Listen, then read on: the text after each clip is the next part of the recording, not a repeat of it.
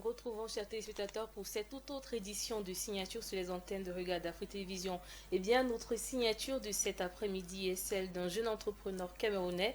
Il est tout simplement nommé Vidal Fak. Il est le promoteur de Caméra Agricom, une entreprise spécialisée dans la promotion, la production et la commercialisation de produits agricoles exotiques, à savoir les fraises, les cerises, les poivrons de couleur et bien d'autres encore. Avec lui, on parlera de cette magnifique chaîne de valeur nouvelle qu'il a à son actif. Et c'est juste après ces transitions. A tout de suite.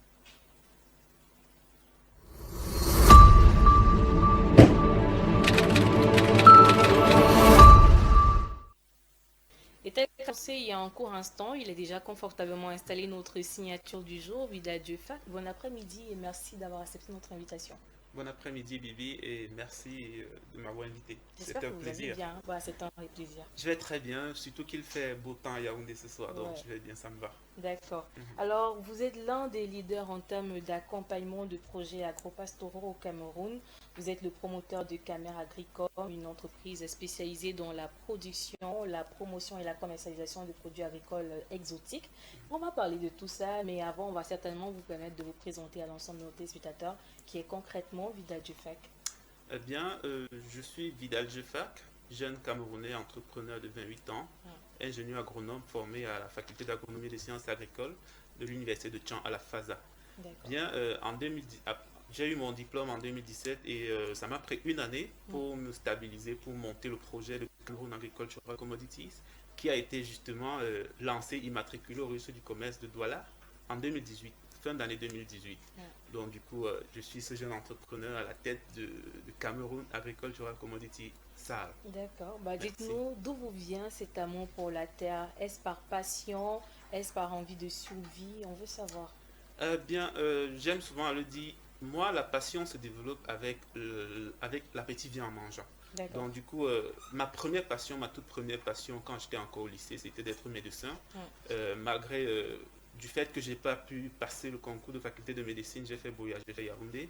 Ouais. J'ai dû m'inscrire en sciences économiques. Et puis, après ma licence en économie mathématique, j'ai donc déposé mes dossiers pour rentrer à la FASA, à la faculté d'agronomie, où j'ai appris justement à connaître l'agriculture. Ouais. Il faut noter que l'agriculture n'a pas toujours fait partie de mes passions, mais vraiment après avoir découvert Ouais. ce que c'est que l'agribusiness, l'agriculture et l'agro-business en général, Ouais. je me suis rendu compte vraiment, j'aurais pu rater ma chance. C'est pas pour dire que la médecine c'est un mauvais métier, mais Ouais. je suis très content d'être là. Donc l'agriculture m'a passionné en ceci que on nous a montré comment en fait on pouvait se faire de l'argent Ouais. sans même toutefois aller au champ. Parce que c'est en ça que consiste l'agri-business. D'accord. Comment se faire de l'argent sans toutefois aller au champ. Comment vendre même avant d'avoir produit. Donc voilà ce qui m'a passionné. Ouais. Donc je peux faire l'agriculture vêtue de blanc-blanc parce que Ouais. j'aime bien cette couleur. Et du coup, je me suis dit, je me lance. Et je me suis vraiment passionné de plus en plus jusqu'à aujourd'hui. D'accord. Donc c'est une belle aventure pour moi. D'accord. Alors, cette entreprise que vous avez à votre actif, un caméra Agricom, vous l'avez mise sur pied en 2018. Dites-nous concrètement qu'est-ce que c'est, quels sont les produits, les services proposés par votre entreprise. Eh bien, comme je l'ai dit, Cameroun Agricultural Commodities, c'est D'accord. une société de négoce agro-pastoral à la base, de produits agro-pastoraux. Donc, c'est un cabinet qui fait dans le conseil en investissement dans l'agro-business, D'accord. l'accompagnement technico-commercial des produits, des projets agro-pastoraux. Ça veut dire quand vous venez en face de nous, nous discutons avec vous, nous avons un échange avec vous dans l'optique de quels sont vos besoins, quelles sont vos ressources et quels sont vos objectifs en termes de projet, pour votre projet, vos objectifs commerciaux. Lorsque nous avons tous ces paramètres, nous vous conseillons, donc nous vous recommandons le secteur dans l'agribusiness, c'est-à-dire élevage ou agriculture, en fonction de deux critères principaux, l'opportunité de marché et la rentabilité. Ça, on dit, on vous a conseillé. Lorsqu'on a donc fini la phase de conseil et que vous savez déjà exactement où est-ce que vous voulez, dans quoi est-ce que vous voulez vous investir, production de fraises, de maïs, élevage de porc, ainsi de suite, Ouais. là maintenant, nous débloquons le second niveau qui est le niveau de l'accompagnement technique. L'accompagnement technique chez nous se fait en deux phases. Deux phases. Première phase, c'est l'accompagnement dans la mise en place, l'implémentation de votre projet parce que on vous aura monté un plan d'exploitation, ce qu'on appelle business plan communément. On vous montre ce plan d'exploitation et puis, lorsque vous le validez, c'est-à-dire vous validez le financement de ce projet, vous le financez et nous vous accompagnons aussi dans la mise en place du projet. Lorsque le projet est mis en place jusqu'à ce qu'il est bouclé, vous pouvez nous solliciter encore pour la suite, c'est-à-dire pour le suivi. Mais si vous avez les moyens d'implémenter le suivi par vous-même, vous le faites. Mais nous aussi, nous sommes là pour suivre le projet jusqu'à la récolte ou jusqu'à la sortie des sujets. Ici, il s'agit de l'élevage, n'est-ce pas? Bien, et en fin de compte, on boucle le service parce que c'est un service complémentaire, c'est une gamme complémentaire qu'on offre à nos investisseurs pour qu'ils puissent vraiment avoir la tête tranquille. On vous accompagne donc pour l'écoulement de vos produits, c'est-à-dire la récolte, la commercialisation. Donc voilà, en gros, qu'est-ce que c'est que Camé Agricom? Donc c'est un projet d'accompagnement, de promotion, parce que notre mission, justement, il faut le dire, c'est de démocratiser l'investissement dans l'agro-business. Il faudrait qu'avec le temps, d'ici quelques 2 ans, 3, 5 ans, que les gens commencent à voir, les investisseurs commencent à considérer l'agro-business, le secteur de l'agro-business, comme une véritable niche d'investissement, tout autant que le numérique, l'immobilier, mais que l'agro-business soit aussi pratiqué de manière professionnelle. Et que les gens s'y investissent sans toutefois avoir peur, parce qu'on sait que c'est une activité tellement risquée, l'agriculture et l'élevage. Mais nous sommes là justement pour garantir la maîtrise des risques. D'accord. Donc voilà. Alors, s'il fallait parler des produits phares de votre entreprise, on va dire que l'un des produits vraiment prisés de vos clients, c'est la production des fraises. Bah, dites-nous, est-ce que le climat au Cameroun est-il vraiment favorable pour la production des fraises? Merci pour cette question. Merci pour cette question parce que déjà, la fraise, c'est une culture qui nous tient à cœur, à Camé Agricom. C'est en fait la culture qui crée en nous le déclic de l'accompagnement, du service de conseil et d'accompagnement dans l'agro-business, parce que nous n'accompagnons pas que des projets pour accompagner. Nous essayons de faire la promotion des projets un peu plus spéciaux. Voilà pourquoi nous nous spécialisons dans la promotion des fruits exotiques. Donc, ce que les gens ont souvent tendance à dire, c'est pas possible au Cameroun, ah, ça ne sert à rien, par exemple, comme l'aloe vera. Ce sont des cultures comme ça que nous mettons en avant dans la mesure où nous montrons à l'assistant, nous montrons au public que ces produits, justement, qui sont négligés, regorgent d'énormes potentiels de valeur ajoutée et aussi ont de très forts potentiels de marché parce que les marchés sont encore vierges. Donc du coup, la fraise, pour répondre à ta question, Bibi, la fraise, c'est un mythe au Cameroun en fait. Depuis au moins 5 ans, la fraise n'est plus réellement un mythe. Donc la fraise produit au Cameroun. Soyez-en sûrs. Les plus grands bassins actuellement, justement, c'est la région de l'Ouest et la région du Centre. Si vous allez à Tchang, vous allez à Bouddha, vous allez faire, je dis, vous ne manquez, la fraise, tout le monde connaît. Mais nous sommes maintenant dans notre démarche, nous essayons de démocratiser cela aussi dans les zones périurbaines, comme le littoral et le centre. Mais sinon, les conditions du Cameroun, les conditions tropicales, sont favorables à la fraise. Je termine en marquant ce petit point. Beaucoup de gens ont souvent tendance à croire que les plantes aiment beaucoup plus le froid pour se développer. Voilà pourquoi on se dit toujours que c'est à l'ouest qu'il faut aller planter. Or, c'est le contraire. Si on plante le maïs en mars à Tchang et on plante le même maïs en mars à la même date à Douala, je vous assure, on consomme le maïs de Douala au moins 3 semaines avant celui de Tchang. La chaleur est un facteur indispensable, je le dis à Mondovision, sous le contrôle de mes confrères agronomes. La chaleur est un facteur principal et primordial pour le développement, pour la précocité des plantes. Mais on dit chaleur, on ne parle pas d'aridité ou de manque d'eau, à condition qu'il y ait de l'eau. Donc du coup, nous sommes dans les meilleures conditions pour produire la fraise en Afrique. Voilà pourquoi en Europe, tout ça se fait sous serre. Parce qu'il faut créer des conditions artificielles pour que le produit puisse se sentir à l'aise. Or, nous avons tout ça ici. Donc voilà ce que je peux dire jusqu'ici. Mais aujourd'hui, c'est encore difficile de récolter en grande quantité la fraise au Cameroun. Oui, on exporte le plus souvent. Justement, et c'est le problème, justement, c'est le nœud du problème sur lequel Camé Agricom s'attaque parce que nous, aujourd'hui, contrairement aux autres entreprises qui font beaucoup plus un marketing client, nous faisons un marketing producteur. Notre vision, notre travail actuellement sur lequel on est beaucoup plus concentré, c'est de sensibiliser le maximum d'investisseurs, le maximum d'agriculteurs, de produire ces types de cultures-là, notamment la fraise, pour que nous puissions regrouper leurs commandes et les commercialiser vers les clients dont nous avons le contrôle. Par exemple, aujourd'hui, vous ne pouvez pas approcher un supermarché de renom, pour ne pas prononcer les noms, sans avoir au moins une capacité de livraison de 100 kg chaque semaine. Or, aujourd'hui au Cameroun, c'est encore impossible. C'est impossible. Donc, du coup, notre travail, c'est de montrer aux gens que c'est faisable, de leur rassurer que nous avons l'expertise qu'il faut pour ça, et justement, produire, nous allons commercialiser. D'accord. Vous voyez? Mm. Donc du coup, c'est en fait ça le combat, D'accord. augmenter l'offre. D'accord. Alors, c'est quoi la procédure concrètement pour pouvoir bénéficier de votre accompagnement pour les jeunes qui aimeraient se lancer justement dans l'agribusiness? Mhm. Bien, pour bénéficier de notre accompagnement, c'est simple. Comme j'ai dit, la phase conseil, déjà, pour le moment, elle est gratuite. Donc, D'accord. n'importe qui veut se faire suivre par nous, qui a besoin d'un conseil, n'a qu'à se rapprocher vers notre bureau à Douala, à Bonamoussadi, ou par téléphone. Nous allons discuter, nous allons échanger, c'est gratuit. Et lorsque seulement vous serez sûr de ce que vous voulez faire et réellement, lorsque vous serez certain, alors vous ouvrez un dossier. D'accord. Il faut ouvrir un dossier d'études. Et le montant, je précise, varie entre 50 000 et 500 000. Ça dépend de la taille et l'envergure du projet. Ouais. Après avoir ouvert le dossier, justement, nous, on va faire des descentes sur les terrains pour collecter les informations qui nous permettront de rédiger un compte d'exploitation, de monter le projet. Ouais. Et lorsque le projet est monté, à la phase technique, d'accompagnement technique, c'est des honoraires. Lorsqu'on a fini la phase de mise en place, vous nous versez des honoraires de suivi, de supervision de projet. Ouais. Lorsqu'on a fini cette phase, à la phase de suivi, ce sont des honoraires mensuels de suivi jusqu'à la récolte.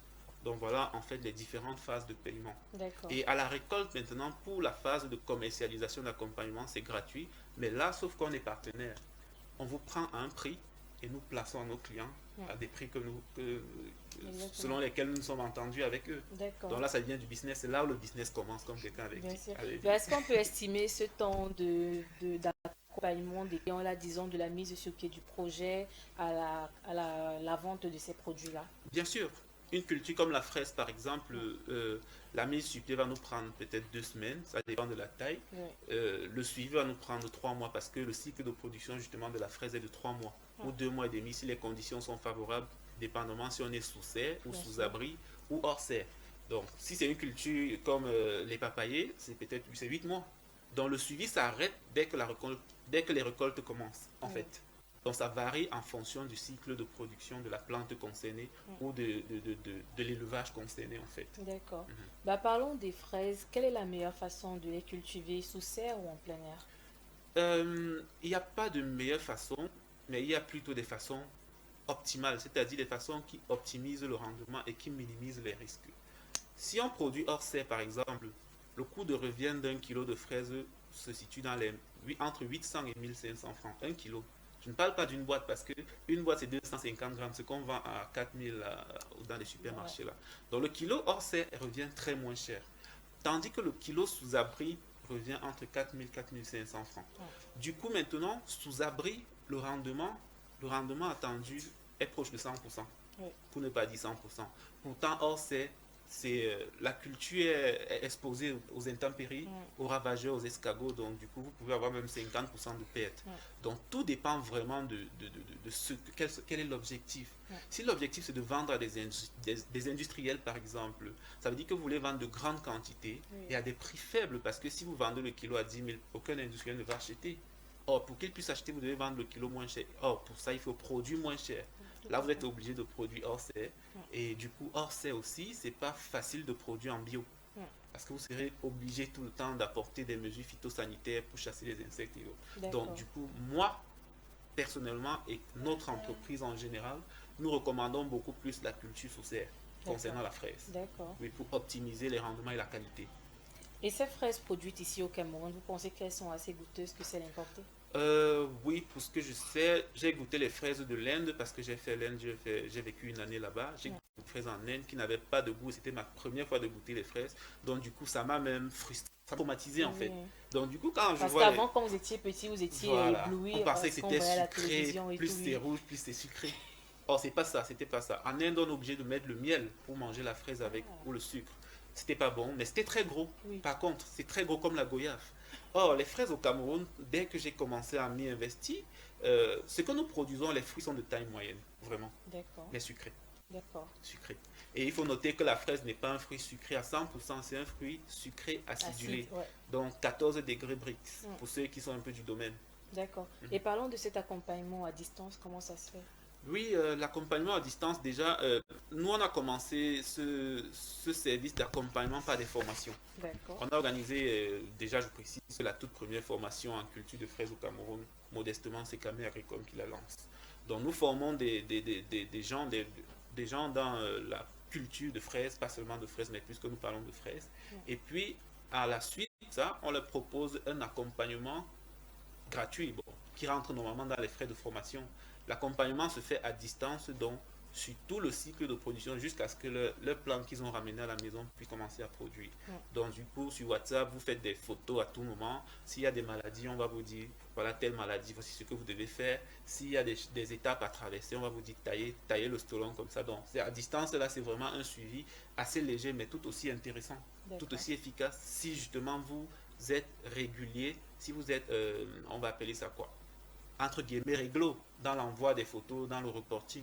Mais il y a des gens qui vous font 2 semaines, ils ne vous donnent pas d'informations, mais le jour où ils font la photo, c'est quand tout est mort. Vous ne Tout à pouvez fait. pas avoir de... Voilà. Vous suivez. Donc, vraiment, le suivi à distance, c'est vraiment pour ceux qui ne peuvent pas s'offrir le service de consulting un peu plus rapproché. D'accord. Mhm. Alors, votre entreprise, comme on l'a dit, vous l'avez créée en 2018. Vous avez véritablement débuté en septembre 2019. Ouais, Et votre tout premier projet, vous l'avez, il vous a été confié en 2020, en mars, en plein exactement. confinement. Alors, parlez-nous un peu de vos projets, de vos rapports avec vos clients. Comment ça se passe concrètement, les personnes que vous accompagnez aujourd'hui? Bien, comme je vous ai dit, comme vous avez dit tantôt, vous avez bien fait de le mentionner, l'activité a réellement commencé en mars, Oui, mars 2020, qui coïncide avec le début du confinement. Donc du coup, tout le mois de mars, on n'a eu que 4 dossiers ouverts. oui, Le premier dossier, justement, a été ouvert en mars. oui. Et pour vous dire vrai, jusqu'ici, je ne vais pas vous dire, on ne doit pas vous dire que ça n'a qu'été rose. Il y a eu vraiment beaucoup de conflits avec des clients, justement. Forcément, parfois nous avons été responsables des erreurs et puis parfois ça a été de leur responsabilité. Mais en fin Ouais, de compte, quand vous accompagnez un projet, vous portez la responsabilité de l'échec. ouais. Donc il y a eu des projets qui ont échoué, ça on ne le cache pas et nous n'en sommes pas fiers. Mais d'un côté, nous en sommes fiers parce que nous avons appris des leçons. Ouais.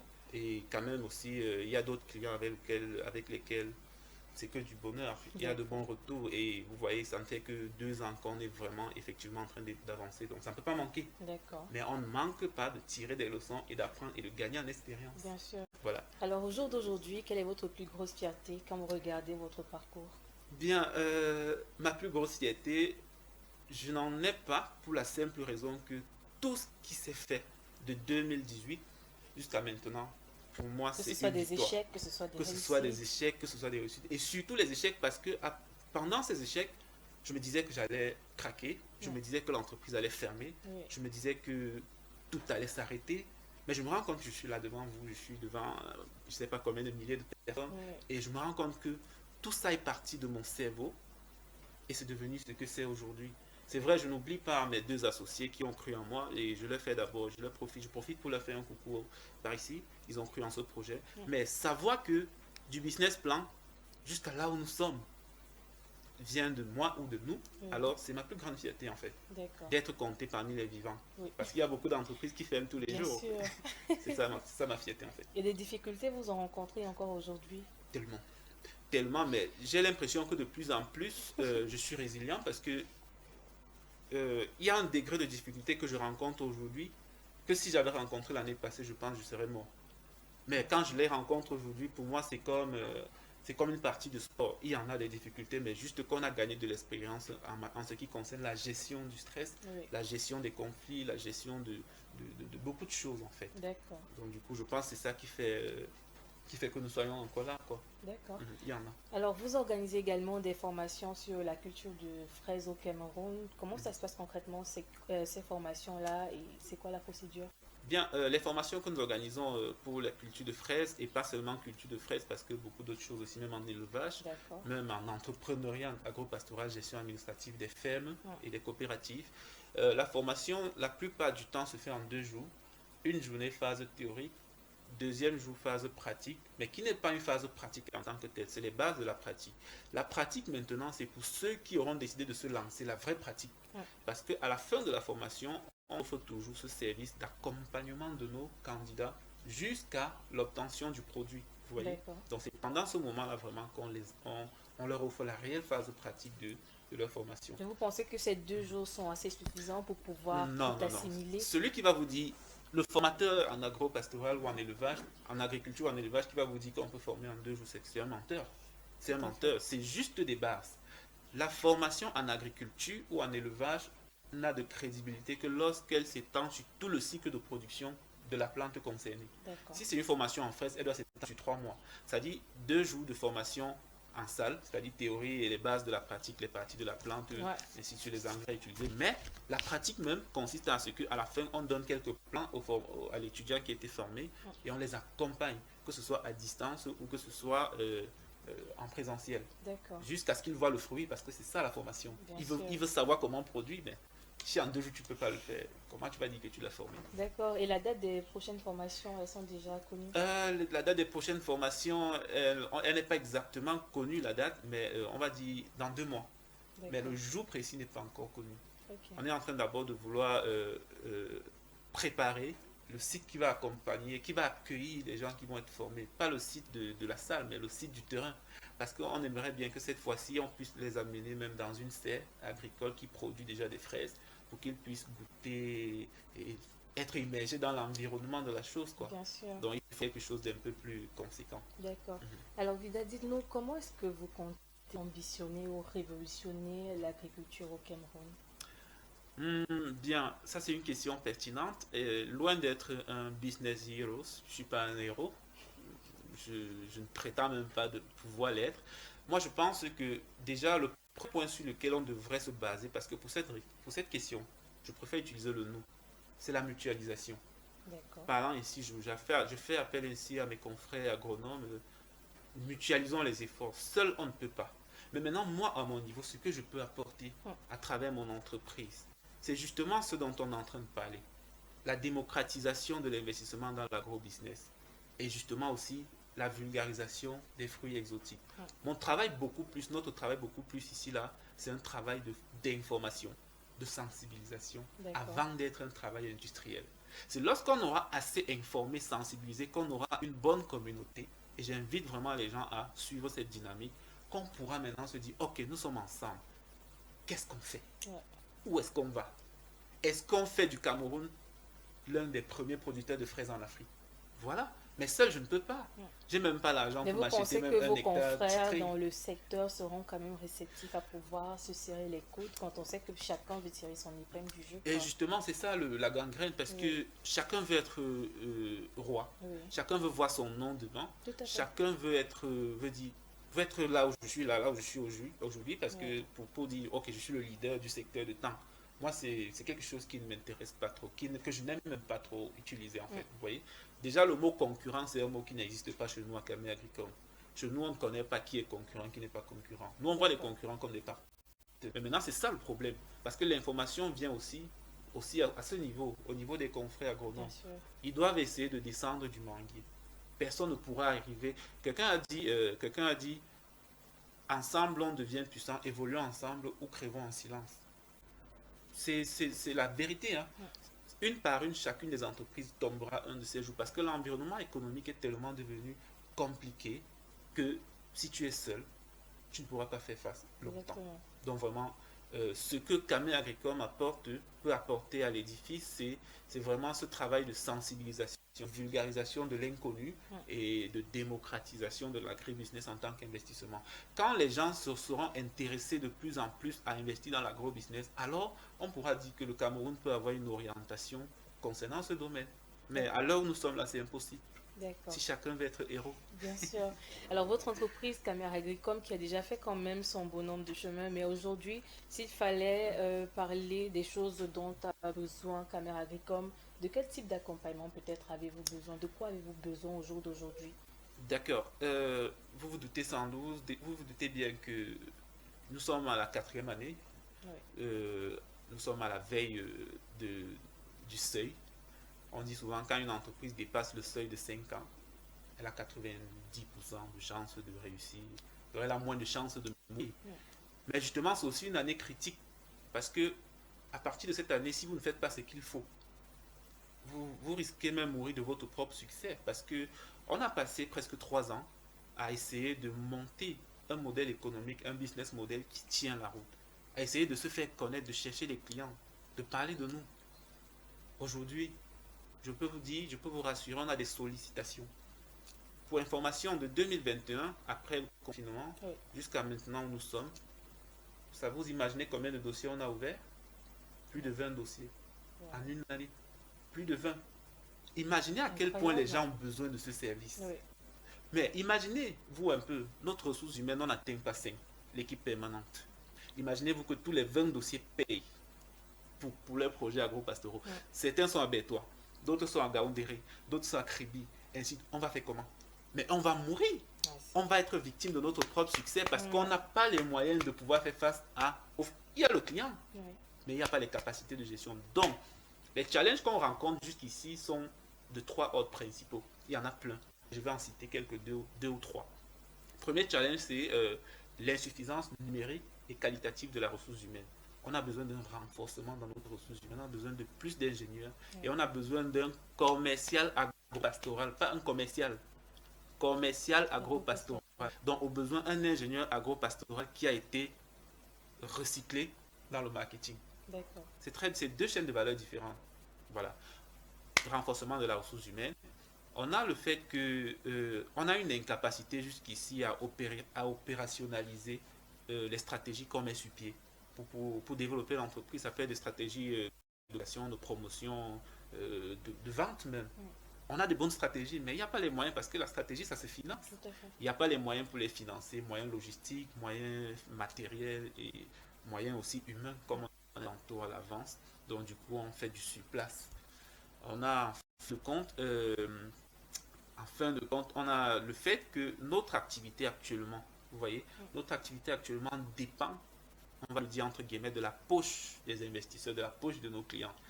On a 21 dossiers ouverts, mais parmi les 21, on n'a même pas réalisé 10 parce que les projets sont encore en étude au niveau des clients. Oui. Imaginez si les clients décident qu'il y a la galère, il y a l'inflation, ils ne peuvent pas financer. Ça veut dire que nous, du fait qu'eux, ils sont en faillite dans leur poche, nous, on risque d'être en faillite. Pourtant, on a du potentiel. Donc, du coup, on a besoin pour relever ces challenges, premièrement, d'avoir notre propre parcelle, notre propre domaine de minimum 10 hectares sur lesquels on va commencer. Et sur ces 10 hectares, on va implémenter des cultures, des productions végétales, productions animales, pisciculture. En fait, tout ce qu'on propose aux clients, on devrait avoir un modèle là-bas. Un modèle vendable parce que si jamais les clients n'ouvrent pas les dossiers, qu'on ait quand même matière à commercialiser. Et ça fera aussi que quand un client vient, il est sérieux, on démarre la voiture, on l'amène sur le site qui ne sera pas loin de Douala. On dit voilà ce que nous faisons, voilà. Et sorti de là, je pense qu'il serait plus confiant dans le fait de nous confier son projet. Donc, on a besoin de cette stabilité-là. On a besoin de renforcer nos ressources logistiques. Voilà, s'il faut le dire ainsi. Parce que dans notre process, dans les démarches de nos projets, dans l'agro-pastoral en général, la logistique, les transports, c'est quelque chose de très fondamental. C'est un point fondamental. Vous ne pouvez même pas le savoir à quel point, imaginez à quel point. Le transport commun tel qu'on connaît, c'est très facile. On peut louer un pick-up pour aller porter la marchandise ici à côté dans une boutique, aller livrer là-bas. Mais quand il s'agit d'aller chercher au champ, il faut arpenter les collines avec des trous et tout ça. Personne ne veut détruire sa voiture. Donc du coup, on a souvent du mal à trouver les moyens de transport pour acheminer les semences, par exemple, d'un point A qui peut être à Penja à un point B qui peut être ici à Yaoundé, par exemple. On a ce mal-là. Et du fait de la rareté, les prix sont élevés. Donc du coup, par client, par dossier, avec les statistiques qu'on a pu faire jusqu'ici, par client pour lesquels nous avons rédigé des projets et pour certains que nous avons implémentés, le transport prend au moins, je n'ai pas dit en moyenne, j'ai dit au moins 600 000 francs. Le transport juste. Donc imaginez sur nos 20 dossiers, 600 000 francs contre le transporteur par dossier. Ça fait combien? 12 millions de francs CFA. Sur les 20 dossiers que nous on a déjà ouverts. Or, si nous on avait un parc logistique, un parc automobile, quelques pick-up là, ça veut dire on internalise ces fonds là. Cet argent est reviré vers nous et puis on a moins de stress. Donc ça c'était juste pour vous dire. Côté logistique aussi, c'est important pour nous. Côté terrain, notre propre exploitation. Voilà ce dont on a besoin ici. Et le renforcement de la ressource humaine aussi. Donc on doit recruter de plus en plus d'ingénieurs et d'experts pour pouvoir nous accompagner maintenant justement sur le nouveau sentier de croissance que nous sommes en train d'aborder parce que actuellement 2023 doit être pour nous une année vraiment nouvelle en termes de croissance, en termes de chiffre d'affaires et elle sera une année nouvelle. Bien sûr. En tout cas, on vous souhaite beaucoup de courage parce que beaucoup aujourd'hui, quand ils regardent le parcours de Vida Diouf ou ils regardent le parcours de Caméra Agricom, ils se disent bah, tout va comme sur des roulettes, tout est rose. Ah, Pourtant, au fond, il y a tout ce que vous avez cité. Vraiment beaucoup de courage dans ce ce n'est que fait. la partie visible de l'iceberg. Bien sûr, Ouais, bien la sûr, partie visible de l'iceberg. C'est pas facile en fait. bien Mais sûr. c'est passionnant. C'est pas facile, mais c'est passionnant. C'est comme le café. D'accord. Alors, au jour d'aujourd'hui, sur quel projet travaillez-vous actuellement? Euh, Actuellement, qu'est-ce que je vais vous dire? Actuellement, ce qui est le dossier chaud Ouais. de l'entreprise, c'est le projet de l'entreprise en fait. C'est Lequel? le projet de levée de fonds de Camé Agricole. Nous sommes D'accord. en train de nous sommes en train de travailler sur l'ouverture de notre capital en private equity bien sûr, c'est-à-dire des actions et aussi pour ceux qui aimeraient juste des investissements à court terme, c'est-à-dire avec remboursement à court terme. Donc nous travaillons sur ce dossier, nous sommes presque à 70% de le boucler et de le confier à un cabinet d'investissement, un cabinet de levée de fonds. D'accord. Donc du coup, ça c'est le projet qui nous tient à cœur depuis au moins 6 mois. Mais sinon, par-ci, par-là, il y a des dossiers des clients, des projets des clientes que nous sommes en train de suivre et de Ouais, mettre en place. tout à fait. Comme d'habitude, c'est notre routine, quoi. D'accord. Oui, mais sinon, c'est le projet de Camé Agricole qui est d'actualité. D'accord. Mhm. Alors, nous sommes presque arrivés à terme de cet entretien. Peut-être vous avez quelque chose d'autre à ajouter, je ne sais pas.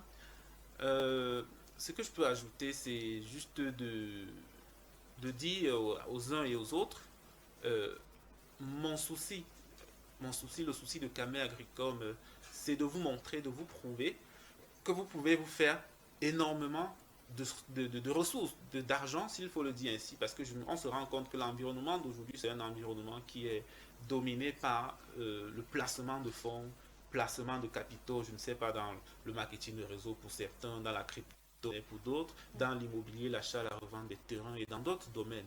J'aimerais vous dire que l'agriculture en est un, et un des moindres, et pas un des moindres, parce que dans l'agriculture, par exemple, pour celui qui est fonctionnaire et qui pense déjà à préparer sa retraite, la simple culture d'avocat ou de citronnier peut vous garantir un salaire 5 fois plus élevé que ce que vous aviez quand vous travailliez encore.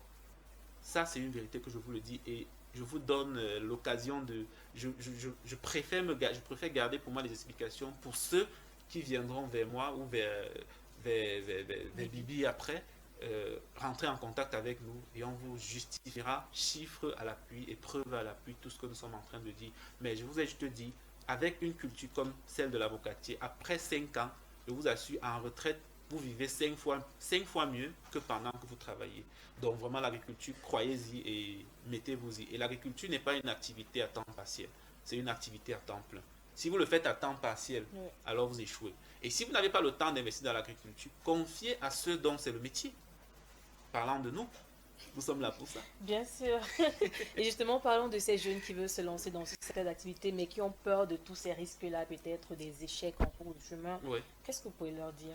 Tout ce que je peux leur dire, c'est tout investissement commence par, on commence tout investissement par la somme dont on est prêt à perdre. Ouais. Et laissez-moi vous dire, si vous n'échouez pas à la première campagne, même à la 20e campagne, vous allez échouer.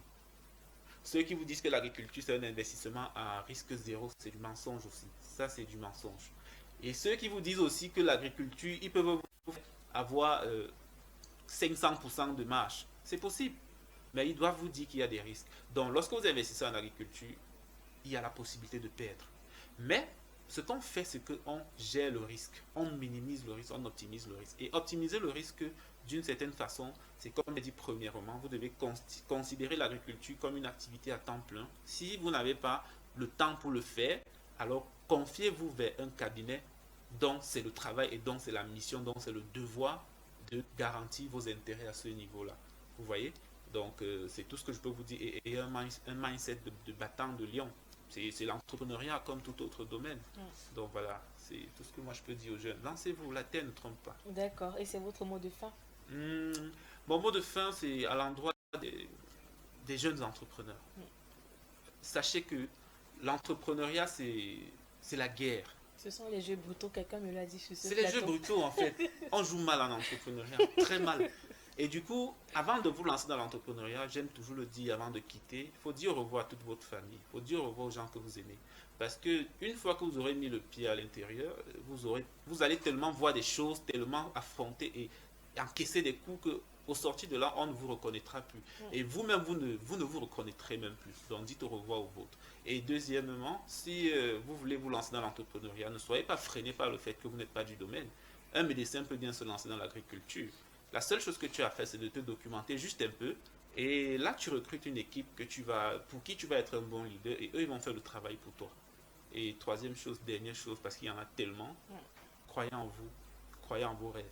Si quelque chose a du sens pour toi dans ta tête, si ta tête a eu assez d'énergie pour produire une idée qui pour toi a du sens, ça veut dire que c'est faisable. Ne laisse pas ce que les gens vont te dire, gars, ça c'est l'idée du siècle, tu n'en rien pas la roue, ainsi de suite. Ne laisse pas ce genre de truc-là te décourager. Lance-toi, mets-toi à fond et puis ça va aller, ça va marcher. D'accord. Bah, merci à vous, Vidal, d'avoir accepté notre invitation. Merci Bibi, vraiment c'est toujours un plaisir. C'était un honneur. Merci. Eh bien, chers téléspectateurs, on le rappelle, donc c'était notre signature du jour, Vidal Dufak. Il est le promoteur de Camera Agricom, une entreprise camerounaise spécialisée dans la production et la commercialisation des produits agricoles exotiques comme les fraises, les cerises, la menthe, le melon, les poivrons de couleur et bien d'autres.